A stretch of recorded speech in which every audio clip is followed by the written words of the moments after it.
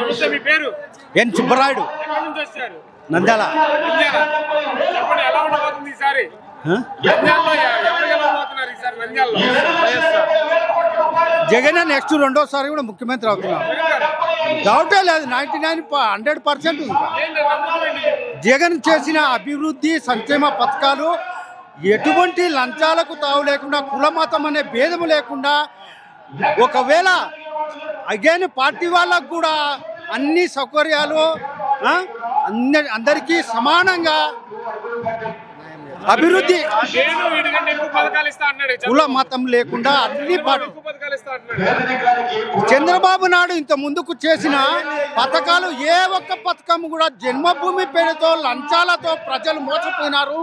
కొంతమందికి మాత్రమే ఈ ఆంధ్రప్రదేశ్లో బాగుపడిన వారు ఉన్నారు. ఇప్పుడు మాత్రం జగన్ ప్రభుత్వంలో ఇంటికి అందని సేవ ప్రభుత్వం నుంచి లబ్ధి పొందని వారు లేరు అని కూడా 99% లబ్ధి పొందిన వారే.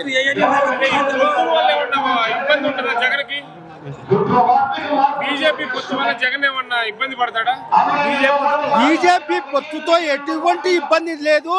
కొన్ని సీట్లు 2000 ఇంత ముందు కంటే కొన్ని సీట్లు రావచ్చే కానీ చంద్రబాబు ఇంకా 2 పార్టీలు కలుపుకున్నా 100 పార్టీలు కలుపుకున్నా కూడా ఎట్టి పరిస్థితుల్లో రాలేడు. ఇదే చంద్రబాబు నాయుడు లాస్ట్ ఎన్నికలు కూడా అని చెప్పగలడు.